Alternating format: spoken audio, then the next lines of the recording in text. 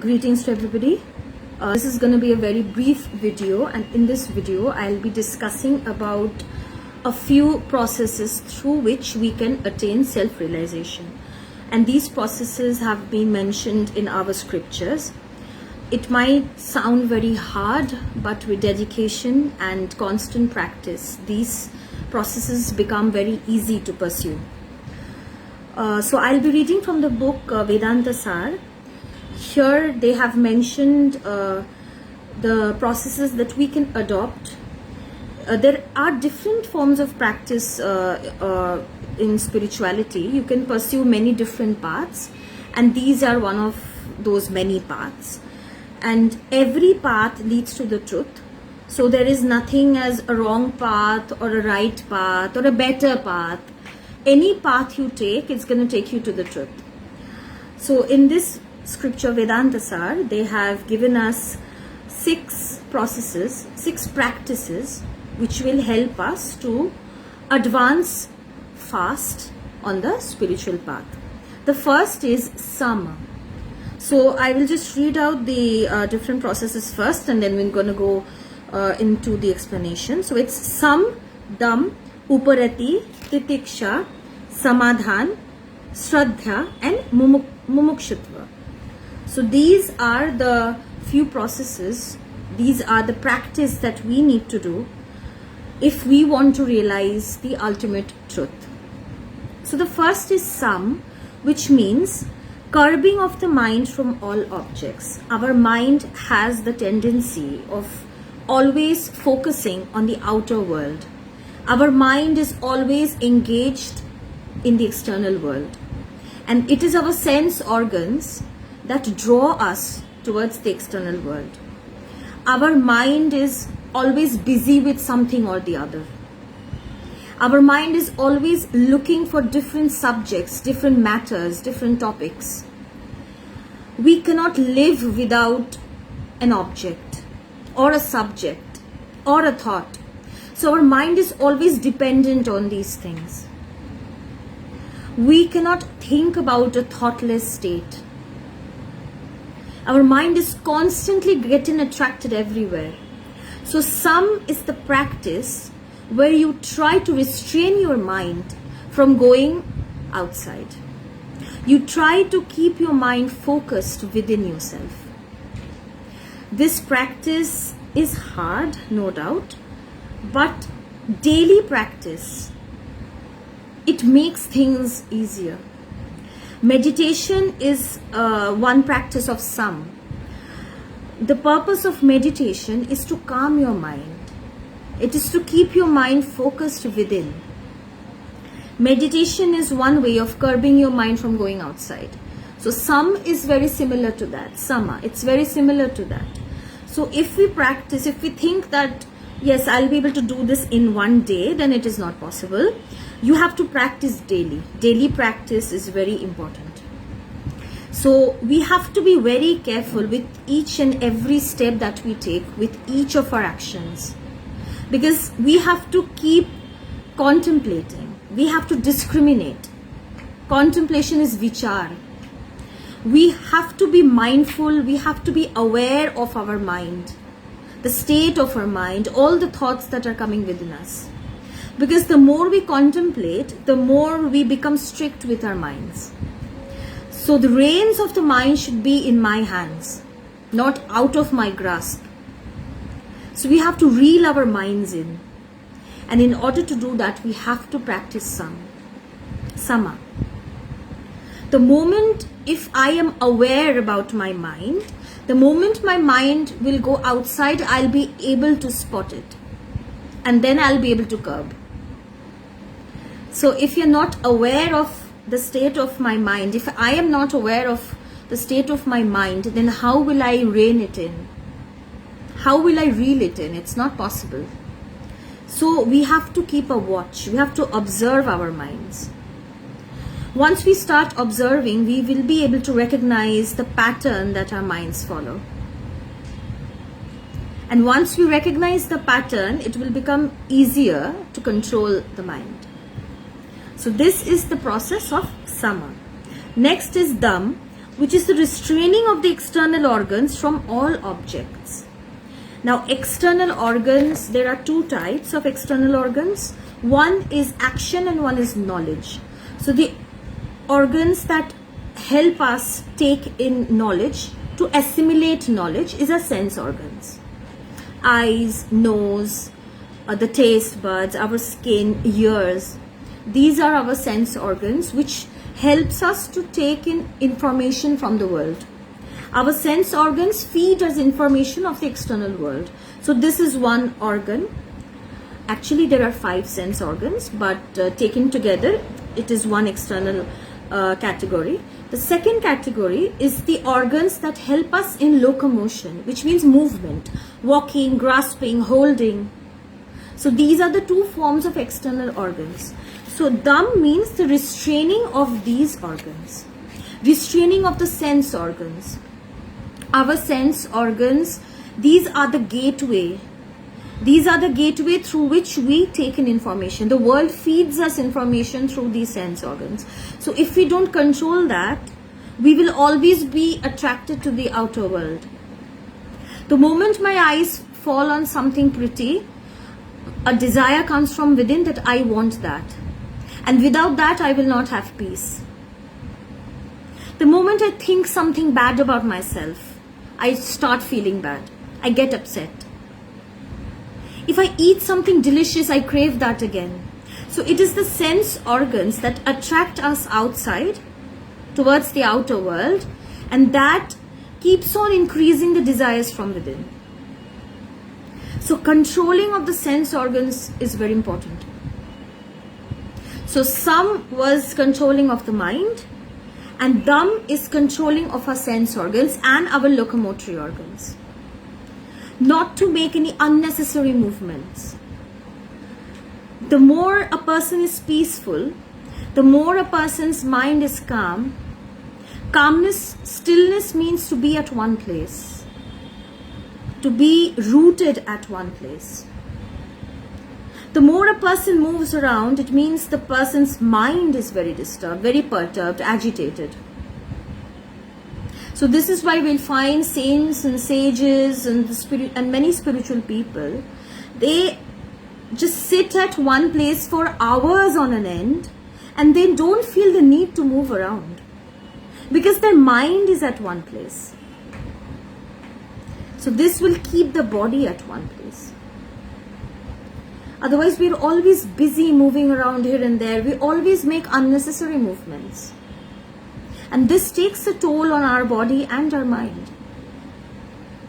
So Dam is the practice where you restrain your external organs. You just use your external organs. The usage is very limited, as much as I need. I won't overuse it. Yes, when I am working, I have to focus on my work. Other than that, I will focus within myself. So this is the practice of Dam. Next is Uparati. It is the cessation of these external organs so restrained from the pursuit of objects other than that, or it may mean the abandonment of the prescribed works according to scriptural injunctions. So to simplify this, Uparati is the function of the mind which keeps the restrained organs from drifting back to the objects of the senses. Now, suppose I am practicing restraint. I am practicing reining my internal organ and external organ. External organs are the sense organs and my locomotory organs. Internal organs are my mind. Internal organ, there is only one internal organ, which is my mind. Now, this is how we define mind. Sometimes we say that it is an internal organ. Though mind is very subtle, it is not a gross organ. It is very subtle, the summation of thoughts. And there is no particular organ which signifies the mind in our body. So just to make things easier for people to understand, we say that it is an internal organ. Because it resides within us, our mind. So, for example, I am practicing the restraint of my mind, I'm practicing control, but it can always drift back. The practice might break, and once I let go of the practice, everything will fall apart.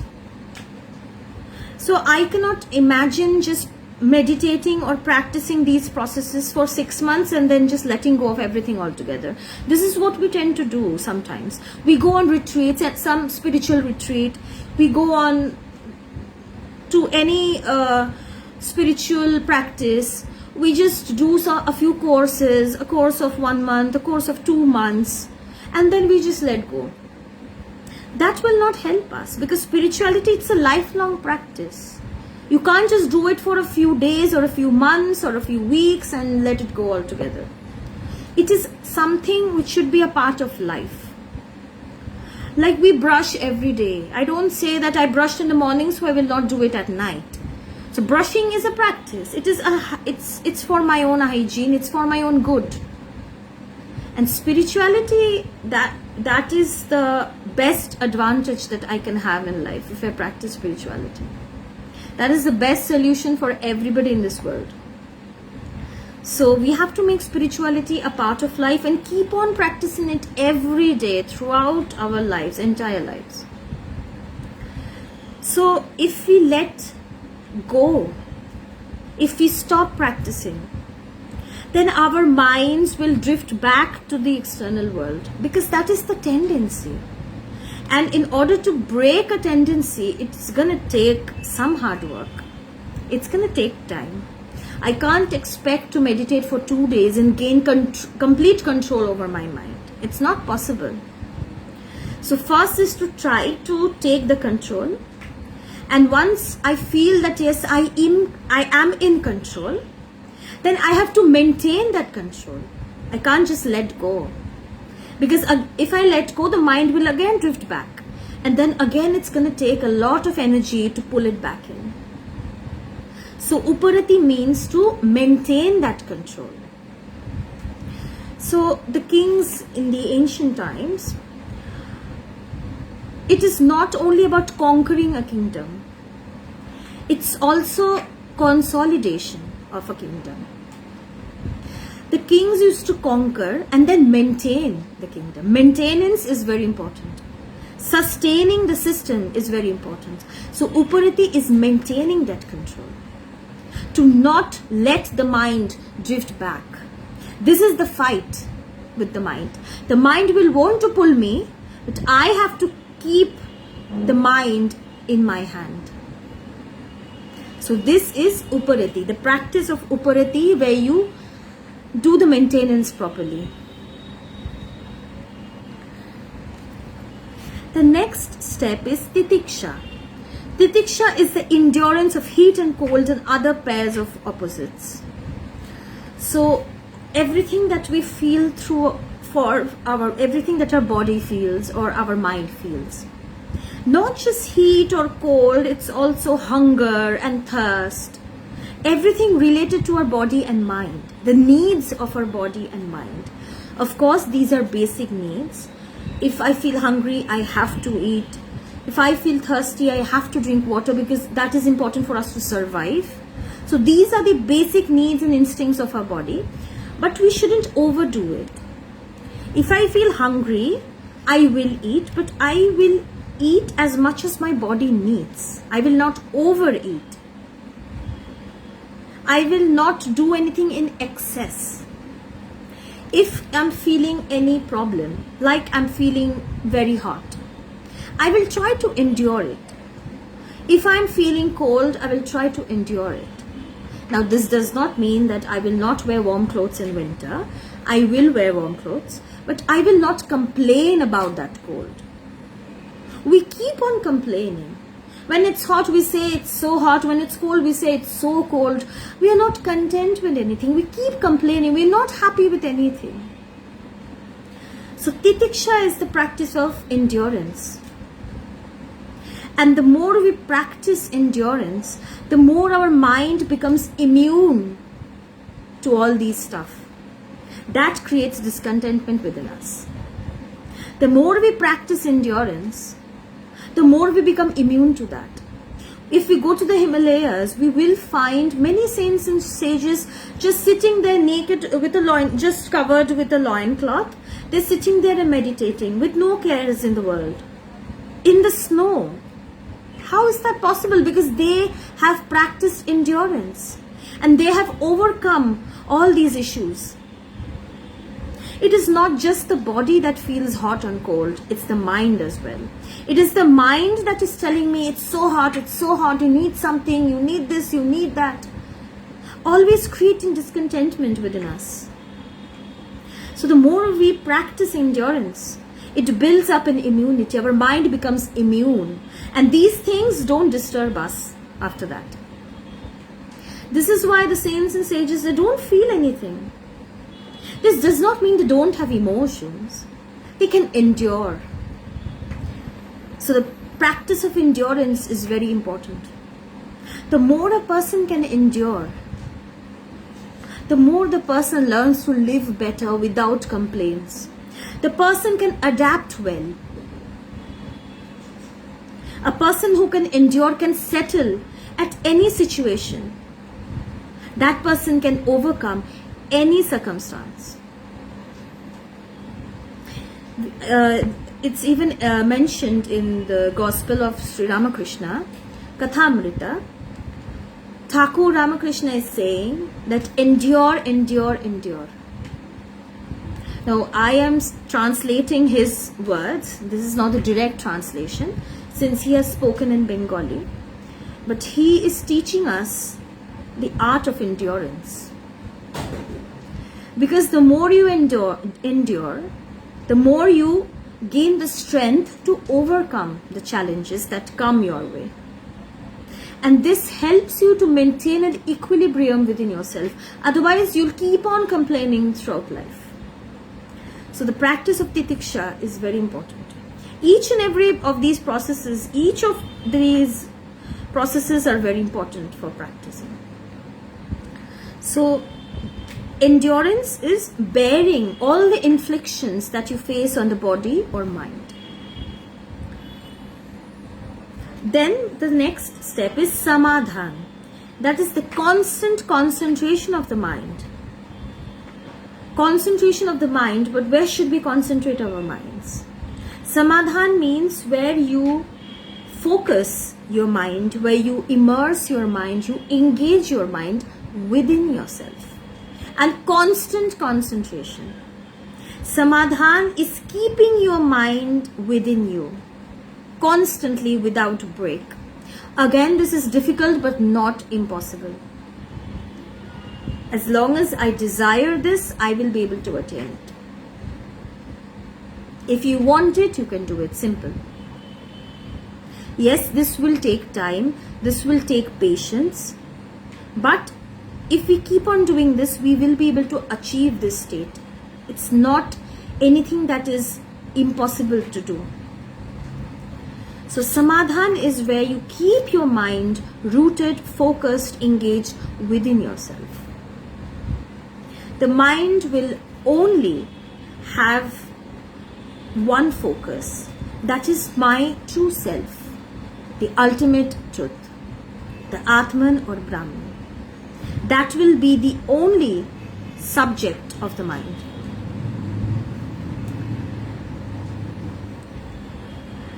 The next is Shraddha. Now, before talking about Shraddha, Samadhan is the sole purpose of spirituality. This doesn't mean that all other processes that I'm talking about, it's not important. The previous processes that has been mentioned, it helps us to reach the state of Samadhan easily.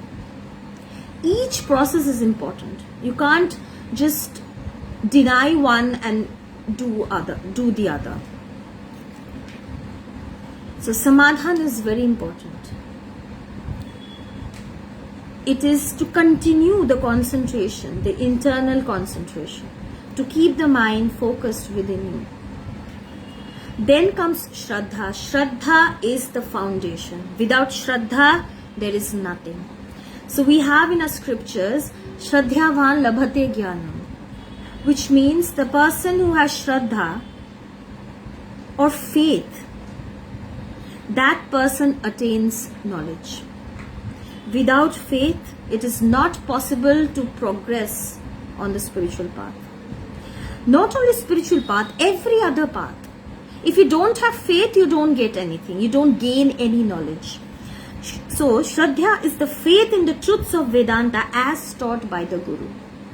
So, it is the faith that whatever Vedanta talks about or whatever is mentioned in the scripture, that is true. They are not misleading us.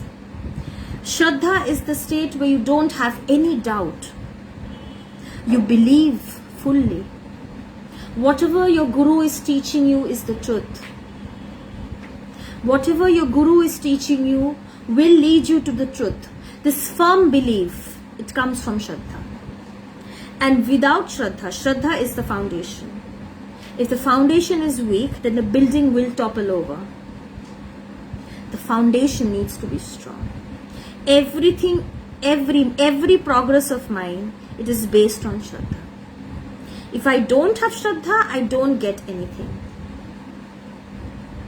A person who has full belief, full faith on his or her Guru attains the truth very easily, without any challenge, without facing any obstacle. So practicing Shraddha is very important.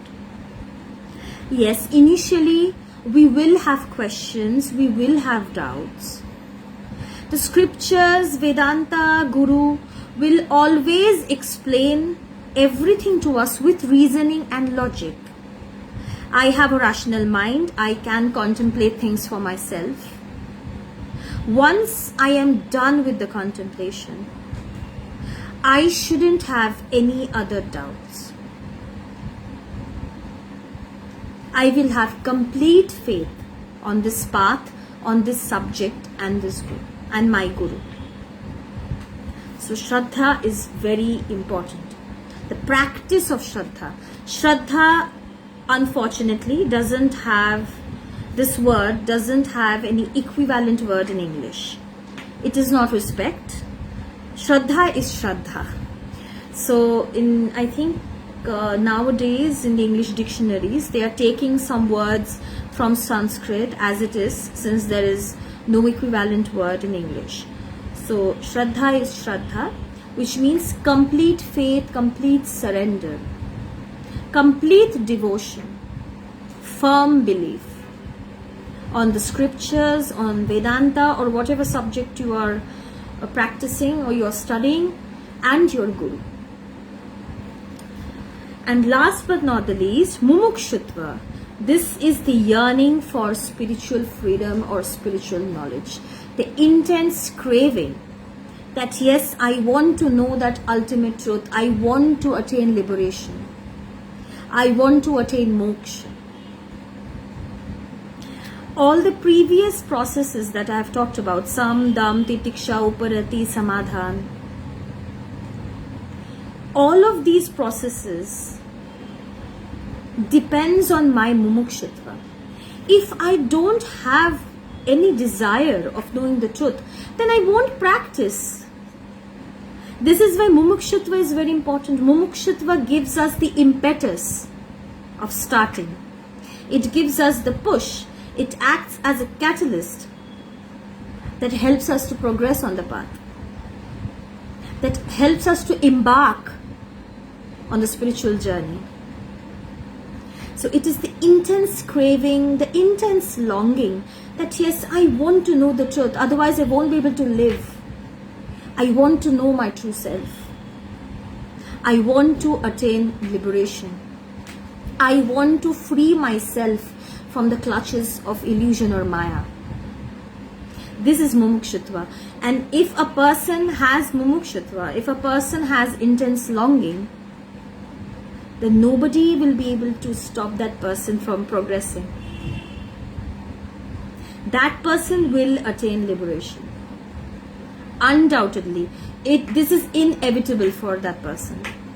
Any aspirant who has an intense longing for truth will inevitably attain liberation. And this mumukshutva will give him motivation of practicing all the other processes that I have discussed before this. So these steps are very important. When the aspirant is equipped with the 3 above mentioned sadhanas, he cannot but have a strong desire for liberation.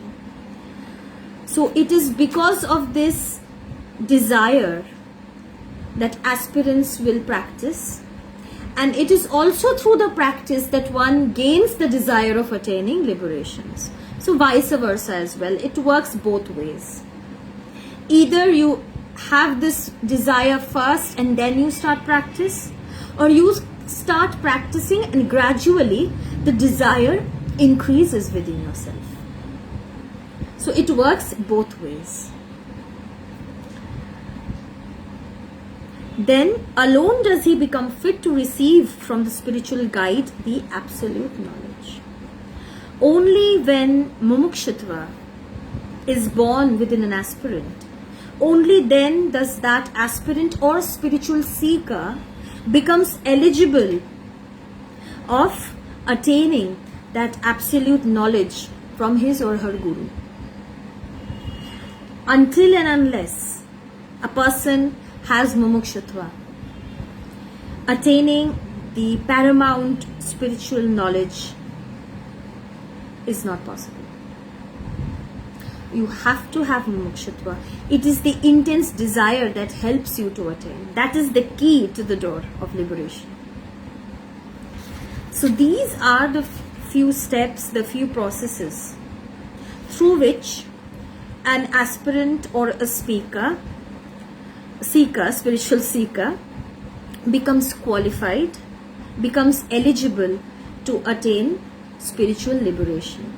It is the practice of these processes, it is the sadhana that helps an aspirant to progress or advance upon the spiritual path and ultimately gain that ultimate knowledge. So these are the few means which we have to follow. Otherwise, we won't be able to attain self-realization. So this is how the scriptures guide us. This is how the scripture mentions the various means that we can adopt, the various approaches that can help us to attain the truth. I hope this conversation was fruitful. Next Saturday, I will upload another video with another topic that will help us to progress on the spiritual path and get a better understanding of spirituality. Thank you so much for watching this video. I hope this discussion will be of help to the listeners. Thank you. That will be all for today.